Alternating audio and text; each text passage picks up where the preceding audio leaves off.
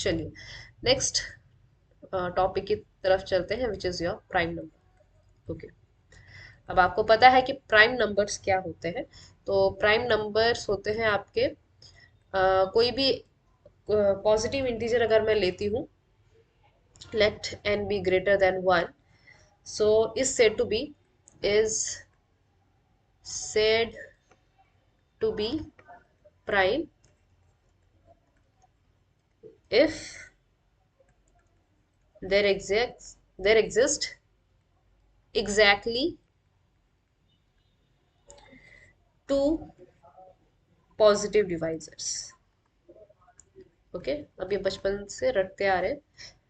Positive divisor अगर हमें दो मिले, एक एक और दूसरा वो खुद, ठीक है, वन एंड इट्स। तो इसके कुछ एग्जाम्पल जैसे कि 101 हो गया, ये आपका एक प्राइम नंबर है। 103 हो गया, ये भी प्राइम नंबर है। 107 प्राइम नंबर है। एक नंबर है अच्छा सा है 619, ये भी एक प्राइम नंबर है। 691 आई थिंक सो, ये भी प्राइम नंबर है, चेक कर लेना। 997, इनको चेक कर लेना ये प्राइम नंबर है कि नहीं है। ठीक है, मैंने गूगल में देख लिए थे, अभी लिखती है। ओके, नेक्स्ट आता है आपका को प्राइम या फिर relatively prime number. Okay, relatively prime number. हाँ, तो प्राइम नंबर हम इसीलिए पढ़ रहे हैं क्योंकि जब आप ग्रुप थियरी पढ़ोगे तो वहां पर ग्रुप का जो ऑर्डर होता है उसमें हमारे प्राइम नंबर्स बहुत काम के आते हैं। ओके, तो वहां पे जो है इन चीजों का कॉन्सेप्ट इम्पोर्टेंट है। को प्राइम, अब देखो रिलेटिवली प्राइम का क्या मतलब है कि ये आपस में प्राइम होते हैं। तो अगर ए और बी कोई भी दो पॉजिटिव इंटीजर है, ठीक है, या फिर कोई भी इंटीजर है ए और बी, टू इंटीजर्स, तो इनको हम रिलेटिवली प्राइम्स कब कहेंगे? इफ हैज जीसीडी 1, और you can say GCD of A comma B अगर 1 हो जाए तो उन इन दो नंबर्स को हम को प्राइम या फिर रिलेटिवली प्राइम कहते हैं। सिंपल सी बात है, ठीक है। एग्जाम्पल के तौर पे अगर आप लो तो जैसे 3 और 4 ले लिया। अब देखो, 4 तो प्राइम नंबर नहीं है, 3 प्राइम नंबर है, 4 प्राइम नहीं है, लेकिन इन दोनों का जीसीडी कितना है? 1 है, ठीक है। कई बार अगर मैं ऐसे ब्रैकेट्स ओपन ब्रैकेट लगा दूं तो समझ लीजिएगा, अगर मैं मुंह से बोल रही हूँ कि जीसीडी और लिखा नहीं मैंने जीसीडी, तो आप कंसिडर करेंगे कि ओके ये जीसीडी है, ठीक है। नेक्स्ट एक होता है आपका छोटा सा जिसे कहते हैं यूक्लिड्स लेमा। यूक्लिड्स लेमा क्या कहता है ये लेमा कहता है आपका, ये बहुत नीला नीला हो गया है ना, कि अगर p प्राइम नंबर है, वो a b को डिवाइड कर रहा है, ठीक है। ए और बी कोई भी नंबर हो सकते हैं, कैसे भी नंबर हो सकते हैं, तो इसका मतलब ये है कि ये जो प्राइम नंबर है या तो ए को डिवाइड कर रहा होगा या तो पी जो है बी को डिवाइड कर रहा होगा, या फिर दोनों को भी डिवाइड कर सकता है, ऐसा कोई जरूरी नहीं है, ठीक। अच्छा, फिर कुछ इंपॉर्टेंट बातें इन्होंने कही हैं कि जैसे मान लीजिए अगर इफ जीसीडी ऑफ, चलो लिख ही लेते हैं, जीसीडी ऑफ ए कॉमा 0 1 है, ठीक है, तो ए आपका क्या हो सकता है, ये सवाल है। तो सिंपल सी बात है, अभी हमने ऊपर पढ़ा था कि जीसीडी ऑफ ए कॉमा 0 1 कब होता है? जब आपका sorry, GCD of A comma 0 जो है आपका ए ही होता है अगर ए पॉजिटिव है, ठीक है। अगर निगेटिव होगा तो भी ए ही होगा। एक चीज आप यहाँ पे ध्यान में रखेंगे कि GCD of A comma 0 is equal to mod a. अगर ए हमारा इंटीजर है, निगेटिव होगा तो भी पॉजिटिव आंसर आएगा। तो देखो, ए कॉमा 0 का जीसीडी 1 है, तो इसका मतलब क्या है कि ए की दो पॉसिबिलिटी है, या तो वो 1 होगा या तो वो -1 होगा, ठीक है। फिर नेक्स्ट ये पूछ रहा है कि if GCD of A comma 1 is equal to 1 है, तो आपका ए क्या होगा, ठीक है। तो देखो, ए आप कुछ भी ले लो, कोई भी इंटीजर ले लो तो ए कॉमा वन का जो जीसीडी होगा वो हमेशा वन ही होगा। ठीक है, so this is for all a belonging to integer. Simple सी बात है। ठीक है, कोई भी इंटीजर ले लो क्योंकि वन जो है सबसे छोटा नंबर है और वो सबसे छोटा डिवाइजर है। Next, if GCD of A comma minus one अगर वन है तो ए क्या होगा, तो ए की क्या पॉसिबिलिटीज है। So this is also for all integers. ठीक है, आप कोई भी इंटीजर ले लो, जैसे टू ले लिया तो टू और माइनस वन का जो जीसीडी होगा ना वो भी वन ही होगा। आप माइनस फोर ले लो तो माइनस फोर और वन का जो जीसीडी होगा वो भी वन ही होगा। ठीक है, देखिए एक चीज आप यहाँ पे ध्यान रखेंगे, अगर मैं जीसीडी नहीं लिख रही हूँ तो इसका मतलब अगर ओपन ब्रैकेट लगा दिया तो इट इज ऑब्वियस कि ये जीसीडी है, क्योंकि कुछ बुक्स पे केवल ओपन ब्रैकेट लगाना ही जीसीडी हो जाता है। ठीक है, कुछ बुक्स में आप देखोगे कि ए कॉमा बी इसको जीसीडी लिखा जाता है और क्लोज वाले को इसको एलसीएम लिखा जाता है। ठीक है, तो डिपेंड करता है आप बुक कौन सी रिफर करते हो। चलिए नेक्स्ट जो है ट्विन प्राइम की बात करते हैं। जल्दी खत्म करने की कोशिश करोगे, मैं सोच रही हूँ कि इस वीडियो को सॉरी इस बेसिक को एक ही वीडियो में कंप्लीट करें। दिस इज ट्विन प्राइम और देखते हैं होता है कि नहीं होता है।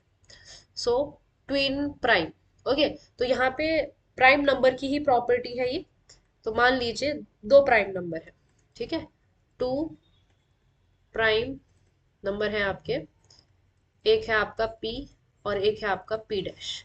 ठीक है, इसमें से मान लीजिए पी जो है वो पी डैश से छोटा है। तो अगर इन दोनों के बीच का जो डिफरेंस है यानी कि पी डैश माइनस पी अगर वो दो आता है तो हम कहेंगे कि वो दो नंबर पी और पी कैसे हैं, ट्विन प्राइम है। तो एग्जाम्पल के तौर पे जैसे 5 और 3 हो गया, इन दोनों के बीच का डिफरेंस कितना है, 2 है। फिर है आपका 5 और 7, ये दोनों भी कैसे हैं, ट्विन प्राइम है। फिर 11 और 13 ये भी ट्विन प्राइम है। ठीक है, और ऊपर हमने शायद 101 और 103 भी देखा था, वो भी ट्विन प्राइम नंबर है। नेक्स्ट है आपका एलसीएम। ठीक है, तो जो एलसीएम है, एलसीएम यानी कि आपका लीस्ट कॉमन मल्टीपल। अब ये भी ग्रुप थियरी में इंपॉर्टेंट है, उसी में ऑर्डर ऑफ ग्रुप वगैरह, ऑर्डर ऑफ एलिमेंट, इन चीजों में लीस्ट कॉमन मल्टीपल। तो इनकी डेफिनेशन कोई यूज नहीं है, बस ये है कि आपको पता होना चाहिए कि लीस्ट कॉमन मल्टीपल क्या है। तो यहाँ पर जो है दो नॉन जीरो एलिमेंट लेंगे हम। Let A not equal to zero belong to set of integer. अच्छा, इसको जरा ढंग से लिखते हैं। Zero not equal to A not equal to zero, ये बिलोंग कर रहा है सेट ऑफ इंटीजर में। उसी तरह से एक नॉन जीरो बी बिलोंग कर रहा है सेट ऑफ इंटीजर्स में। ठीक है, then LCM of A comma B is, फिर से ये पॉजिटिव इंटीजर है। ठीक है, इज पॉजिटिव इंटीजर। आप इन चीजों को थोड़ा सा ध्यान में रखेंगे, छोटी छोटी बातें लेकिन हम भूल जाते हैं तो सिली मिस्टेक कर लेते हैं। So positive integer am such that, अब देखिए ये मल्टीपल है तो ऑब्वियसली ये जो नंबर है ना ये इसको डिवाइड करेंगे। ठीक है, तो पहली बात ये कि ये जो है, जो ए है वो इस m को डिवाइड करेगा। ठीक है, ये जो b है वो भी इस m को डिवाइड करेगा, यानी क्या है कि m जो है वो a का भी मल्टीपल है, m जो है वो b का भी मल्टीपल है, लेकिन लीस्ट है यानी क्या कि सबसे छोटा है। यानी क्या कि अगर a किसी दूसरे c को डिवाइड कर रहा है यानी कि c a का मल्टीपल है कोई दूसरा, और b भी इस c को डिवाइड कर रहा है यानी कि c जो है कोई दूसरा कॉमन मल्टीपल है, तो अब इस m को छोटा होने के लिए क्या करना पड़ेगा, इस m को जो है इस c को डिवाइड करना पड़ेगा। यानी क्या कि ये जो m होगा ना ये c से छोटा होगा, तो इसीलिए फिर ये लीस्ट कॉमन मल्टीपल हो जाएगा। ठीक है, तो ये लीस्ट कॉमन मल्टीपल की डेफिनेशन होगी। इसे आप ये कह सकते हो कि अगर मैं एलसीएम ले रही हूँ, एलसीएम ऑफ अगर 0,0 की बात करें तो ये कभी एग्जिस्ट नहीं करता है, डू नॉट एग्जिस्ट। और फिर वही चीज जो हमने जीसीडी में कही थी कि एलसीएम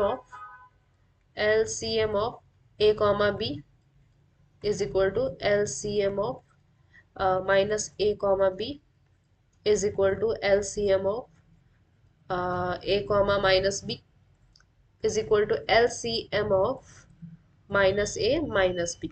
ठीक है, सबका एलसीएम क्या होता है, सेम ही होता है।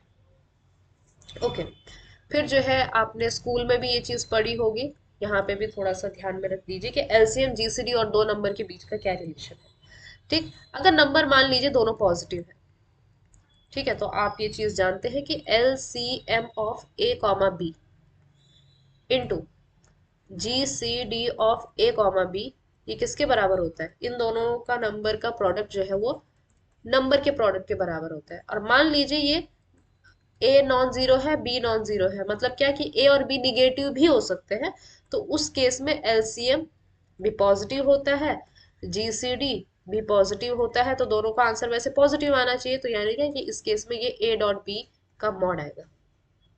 ठीक, अब नेक्स्ट टॉपिक की तरफ चलिए, which is your congruent modulo. This is very important, very very important, क्योंकि इससे रिलेटेड हम एक ग्रुप पढ़ने वाले हैं, कॉन्ग्रुएंट मॉड्यूलो। अगर आपको कॉन्ग्रुएंट मॉड्यूलो या तो पहली बार पढ़ रहे हो या फिर चीज समझ नहीं आ रही, तो इस चीज को आप अभी क्लियर कर दीजिए, अदरवाइज ये आपको बाद में प्रॉब्लम क्रिएट कर सकता है ग्रुप थ्योरी में समझने के लिए। ठीक है, तो क्या चीज है कॉन्ग्रुएंट मॉड्यूलो। तो एक मान लीजिए एन आपका है एक फिक्स्ड नंबर, फिक्स्ड नंबर ले लिया मैंने, ठीक है, और दो इंटीजर ले लिए, two integers, obviously A and B ले लिया। ठीक है, तो दो integer A and B are congruent modulo N, two integer A and B are congruent modulo N if ये एन जो है वो ए माइनस बी को डिवाइड करे, यानी कि ए और बी को हम कहेंगे कि ये एन के साथ कॉन्ग्रुएंट मॉड्यूलो एन है अगर एन ए माइनस बी को डिवाइड करे। ठीक है, इतना कॉम्प्लिकेट करने की जरूरत नहीं है, हम कहते हैं कि a is congruent with b modulo n, ऐसा लिखा जाता है कि ये जो ए है ये बी के साथ कॉन्ग्रुएंट है मॉड्यूलो एन के तहत। इसका मतलब ये है दैट इज कि ये जो एन है ना, जो इस ब्रैकेट के अंदर लिखा गया है, ये a माइनस बी के जो डिफरेंस है इसको डिवाइड करता है। ठीक है, जैसे कि मान लीजिए मैंने यहाँ पे 24 ले लिया और यहाँ पे 4 ले लिया, ठीक है, और मॉड अंदर मैंने ले लिया 10। ठीक, तो देखो पता है ना कि 10 जो है वो 24 माइनस 4 यानी कि 20 को डिवाइड करता है। ठीक है, तो 10 डिवाइड्स 20। एक और चीज, ये जो मैं डिवाइड का सिंबल लगा रही हूँ सिंगल बार है, इसका मतलब होता है डिवाइड्स। बहुत से बच्चे कमेंट सेक्शन में पूछते हैं कि आपने ये क्या लिखा हुआ है। ठीक है, ये डिवाइड्स मतलब डिवाइड करता है, जैसे कि जो 2 है वो 4 को डिवाइड करता है, क्योंकि 4 को जो है आप 2 इंटू 2 लिख सकते हो। ठीक है, या फिर आप ये कह दो कि जो यहाँ पे इस साइड हम राइट साइड को लिखते हैं ना, ये इसका मल्टीपल होता है। ठीक है, और इसको जो है मिसअंडरस्टूड करते हैं बच्चे इस तरह से, उनको लगता है कि इसका ये मीनिंग है कि 2 डिवाइडेड बाय 4, डिवाइडेड बाय 4 नहीं, डिवाइड्स 4। ठीक है, चलिए ये कुछ बेसिक चीज है जो बीच बीच में हम क्लियर करते रहेंगे। हाँ, नेक्स्ट है आपका लीनियर कॉन्ग्रुएंसी। लीनियर कॉन्ग्रुएंसी, तो यहाँ पे कुछ नहीं होता, यहाँ पे एक वेरिएबल आ जाता है। तो मान लीजिए जैसे कि a x is congruent with b modulo mod n. ठीक है, तो वही चीज है कि यहाँ पे आपका एन किसको डिवाइड कर रहा होगा, एक्स माइनस बी को कर रहा होगा, और हमें क्या करना पड़ेगा, इस एक्स को ढूंढना होगा। ठीक है, तो एक चीज हमेशा आप ध्यान में रखेंगे कि अगर आपके पास x congruent with b modulo n है, जैसे कि मान लीजिए जैसे कि 2x कॉन्ग्रुएंट विथ 1 मॉड 3 है, तो इसका सॉल्यूशन तभी एग्जिस्ट करेगा जब आप देखोगे कि जैसे कि ये 2 और 3 है, तो GCD of 2, 3, okay, GCD of 2, 3 कितना होता है, 1 होता है। तो ये जो जीसीडी है ना, ये डिवाइड करेगा इस 1 को, यानी कि इस वाले 1 को। ठीक है, तो एक चीज आप हमेशा ध्यान में रखेंगे कि a x congruent with b mod n has solution. Has solution मतलब क्या, इस एक्स का हम पता लगा सकते हैं, has solution if GCD of A, N divides B। ठीक है, चलिए। हाँ, यहाँ पे क्या सॉल्यूशन हो सकता है इस वाले केस में, इस वाले केस में देखो 2 × 2 करोगे तो ये 1 मॉड के साथ कॉन्ग्रुएंट हो जाएगा। ठीक है, आप ये कह सकते हो कि जैसे ये 4 बन गया, तो 4 को जब आप 3 से डिवाइड करोगे ना, तो रिमाइंडर कितना आएगा, 1 आएगा, यानी क्या यहाँ पे रिमाइंडर आता है। ठीक है, तो जितना रिमाइंडर आएगा, तो इस 1 को अगर इस 4 में से आप घटाओगे तो पूरा का पूरा डिवाइड कर देगा। यही तो मतलब होता है कॉन्ग्रुएंट होने का। ठीक है, इन चीजों को हमने नंबर थ्योरी की प्लेलिस्ट में बहुत अच्छे से समझा है। ठीक है, ये यहाँ पे बस एक बेसिक है कि जब ग्रुप थ्योरी पढ़ेंगे तो आपको कोई ऐसा झटका ना लगे कि अरे ये क्या चीज है। ओके, तो ये बेसिक सा। अब यहाँ से सबसे इंपॉर्टेंट चीजें शुरू हो रही है जो आपको पक्का पक्का याद रखना है। इसके ऊपर वाले एक दफा अगर आप भूल भी जाओ तो उतनी दिक्कत नहीं आएगी, कॉन्ग्रुएंट कॉन्ग्रुएंट मॉड्यूलों को छोड़कर। लेकिन ये वाली चीजें ध्यान में रखनी है। पहला है आपका ऑयलर्स फंक्शन। ठीक है, तो ये है आपका फाइव, और you can say five of N. ठीक है, अब फाइव क्या है, फाइव एक फंक्शन है नेचुरल नंबर से लेकर नेचुरल नंबर में। यानी क्या कि नेचुरल नंबर से इनपुट लेता है और नेचुरल नंबर में ही आउटपुट देता है। इस तरह से है कि five of N is equal to, अभी कार्डिनैलिटी है, कार्डिनैलिटी मतलब नंबर ऑफ एलिमेंट्स, एक सेट बता रही हूँ, तो इस सेट के अंदर जितने एलिमेंट्स आएंगे वो 5n होगा। ओके, तो x belongs to set of natural number such that कि x जो है वो 1 से लेकर n के बीच में होगा। ठीक है, हम इस n के लिए फाइव ढूंढ रहे हैं। ठीक है, फाइव ऑफ n इस नेचुरल नंबर, n कोई भी नेचुरल नंबर है, तो x जो है 1 और n के बीच में होगा। देखो n पर इक्वल है, यानी कि n को भी इंक्लूड करेंगे और 1 को भी इंक्लूड करेंगे। ठीक है, और GCD of x comma n जो है वो होगा 1। ये सेट है, और इस सेट के अंदर जितने एलिमेंट्स होंगे, ये जो बार लगाया है इसका मतलब है कार्डिनलिटी, यानी कि number of elements in this set, वो होगा आपका 5n। ठीक है, फॉर एग्जाम्पल जैसे कि 5 ऑफ 1, अब देखो 1 से छोटे और 1 के बराबर के बीच में कितने एलिमेंट्स हैं जिनका जीसीडी 1 के साथ 1 है, तो ऑब्वियसली वो एक ही है ना। तो जीसीडी ऑफ 1, 1 कितना है, 1 ही है, बस एक ही इस सेट में बिलोंग कर रहा है। ठीक है, 5 और 2 की अगर मैं बात करूं, तो देखो दो नंबर है, इस केस में हमारा n कितना हो गया, 2 हो गया। तो 2 से छोटा और 2 तक कितने ऐसे इंटीजर्स हैं जिनका जीसीडी 2 के साथ 1 है, तो ऑब्वियसली एक है आपका जीसीडी ऑफ 1, 2, इसका जीसीडी भी 1 है, और जीसीडी ऑफ 2, 2 ऑब्वियसली 2 है। ठीक है, तो जीसीडी ऑफ 1, 2 कितना है, 1 है। तो यानी क्या कि इसके पास भी एक ही एलिमेंट है। ओके, वहीं पे अगर मैं 5 ऑफ 3 की बात करूं, तो 3 से छोटे ऐसे कौन से नंबर है जिनका जीसीडी जो है वो 3 के साथ 1 आता है, तो जीसीडी ऑफ 1, 3 1 होता है, जीसीडी ऑफ 1, सॉरी 2, 3 भी कितना होता है, 1 होता है। ठीक है, और जीसीडी ऑफ 3, 3 3 हो जाएगा, तो वो इसमें इंक्लूड नहीं होगा। ठीक है, तो यहाँ पे आई थिंक सो ये इक्वल टू ना लगे तो भी चलेगा। तो 5 ऑफ 3 कितना आ गया, 2 आ गया, 2 एलिमेंट आ गए इसके पास, एक कौन सा, एक 1 और एक 2। फिर है आपका 5 ऑफ 4, तो 5 ऑफ 4 यानी क्या कि n इज इक्वल टू हमारा 4 हो गया। तो ऐसे कौन से नंबर है जिनका जीसीडी 4 के साथ 1 आएगा? तो देखो जीसीडी ऑफ 1,4 1 हो जाएगा। ठीक है, अब देखो जीसीडी ऑफ 2,4 1 नहीं आएगा। ठीक है, तो जीसीडी ऑफ 2,4 तो इसमें इंक्लूड नहीं होगा, तो जीसीडी ऑफ 3,4 कितना आ जाएगा? 1 आ जाएगा। फिर 4,4 4 आ जाएगा, यानी कि इसके अंदर भी कितने एलिमेंट्स आ रहे हैं? 2 एलिमेंट्स आ रहे हैं। ठीक, अब वैसे अगर आप चेक करोगे 5 के लिए, तो देखो 1 का 5 के साथ जीसीडी भी 1 होता है, 2 का भी 1 होता है, 3 का भी जीसीडी 5 के साथ 1 होता है, 4 का भी होता है, यानी कि इस केस में आ जाएंगे 4 एलिमेंट।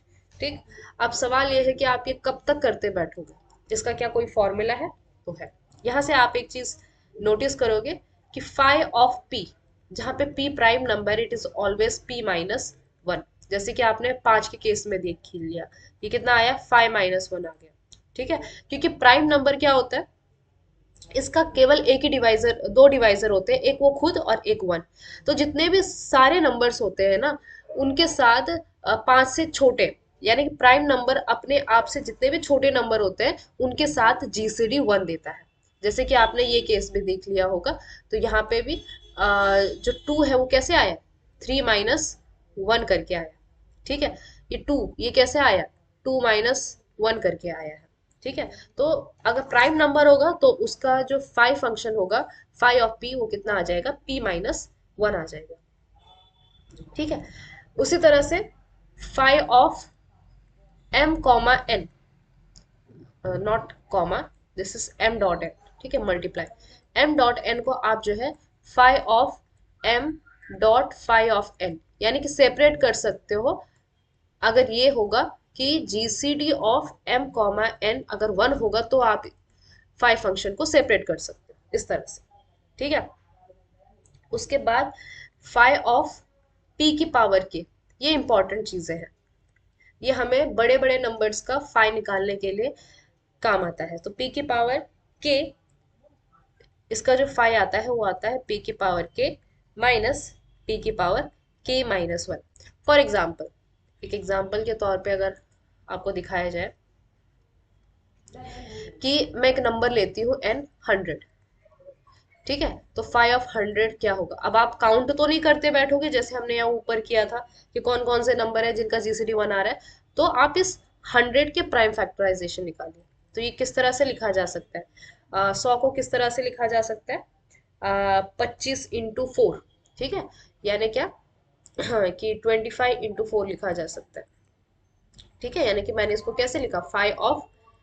5 का स्क्वायर इंटू 2 का स्क्वायर, इस तरह से। ठीक है, ये दो प्राइम नंबर्स है, मैंने इनको बांट दिया। ठीक है, अब देखो 25 और 4 का जीसीडी कितना है? 1 है। तो ये वाला फॉर्मूला हम यूज कर सकते हैं, मतलब क्या है कि हम इसको सेपरेट कर सकते हैं इस पोर्शन को। तो ये बन जाएगा 5 of 5 square into 5 of 2 square. ठीक है, अब यहां तक आ गया। इसके बाद हम कौन सा फॉर्मूला यूज कर सकते हैं?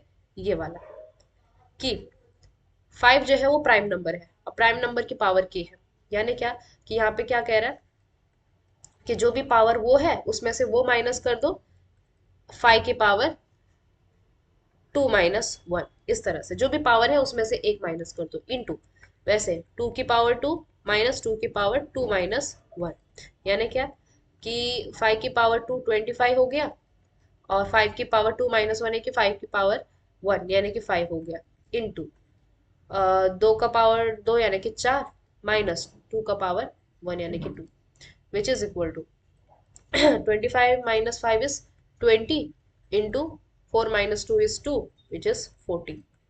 यानी क्या कि आपका 5 of 100 कितना आ गया? 40 आ गया। मतलब 40 ऐसे नंबर हैं जो 100 से छोटे हैं और 100 के साथ जीसीडी 1 देते हैं।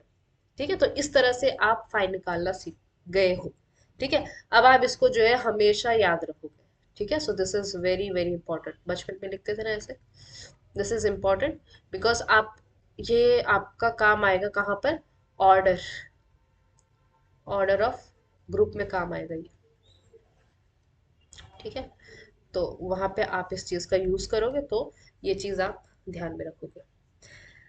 नेक्स्ट है एक और, दो और टर्म्स है जो फिर से आपके ऑर्डर ऑफ ग्रुप में काम आएंगे। यहाँ पे एक इंटरेस्टिंग बात, एक और जो चीज बतानी थी वो भूल गई मैं, वो ये कि आप ये देखोगे, हम्म, जो आपका फाइव है ना, वो दो के बाद, ठीक है, दो तक तो ये वन आ रहा है, दो के बाद जैसे तीन चार पाँच छह कोई भी ले लो, इसके बाद ये इवन नंबर ही आएगा। ओके, तो ये इसकी एक इम्पॉर्टेंट और खासियत है कि अगर आप n ले रहे हो, n is greater than two, then five of n is even. ये सिर्फ आपकी जानकारी के लिए, ठीक। लास्ट की दो डेफिनेशन बची हुई है और ये दोनों भी काफी इंपॉर्टेंट है। तो पहला है आपका पॉजिटिव डिवाइजर्स, पॉजिटिव डिवाइजर्स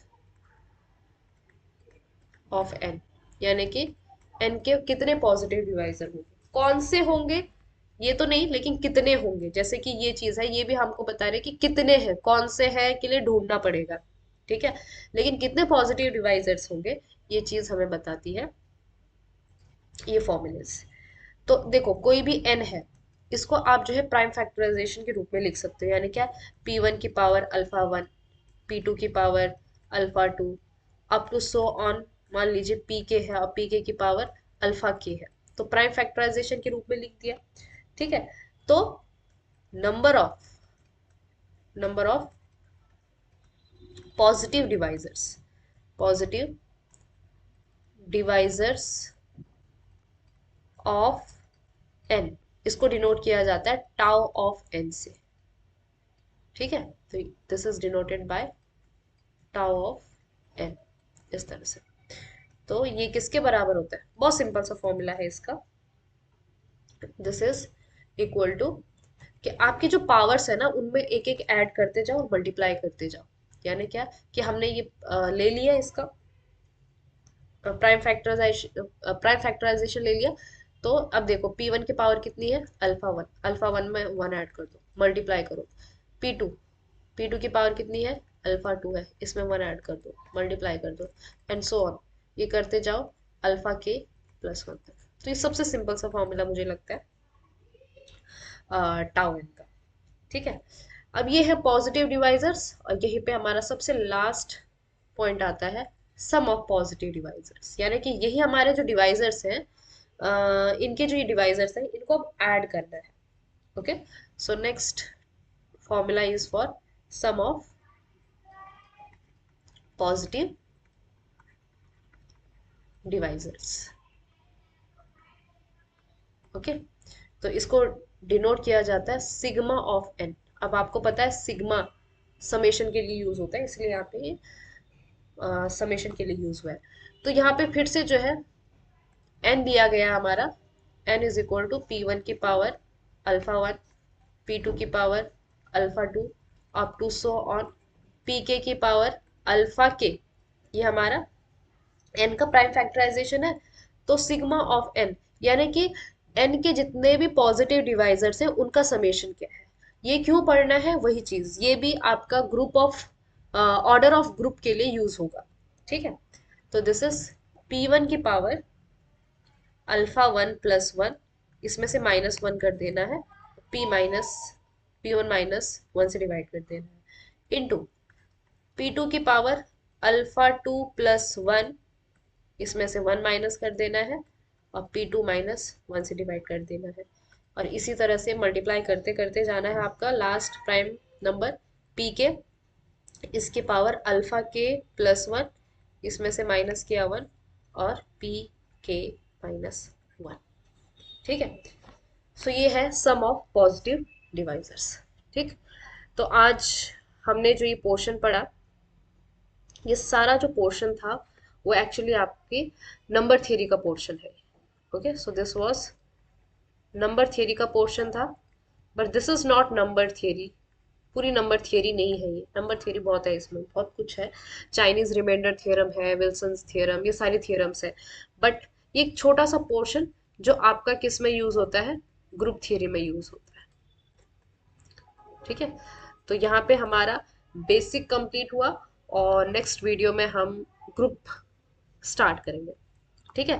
तो इसमें से एक बार मैं बता दूं कि आपका जो सम ऑफ पॉजिटिव डिवाइजर्स हो गया, टाउ एन हो गया, पॉजिटिव डिवाइजर्स कितने होते हैं आपका, ये 5 फंक्शन हो गया, ये इंपॉर्टेंट है, बहुत ही इंपॉर्टेंट है, इन चीज़ों को आप जो है देख लीजिएगा। ठीक है। So this was your today's video about preliminaries of for group theory. ठीक है। So see you in the next video.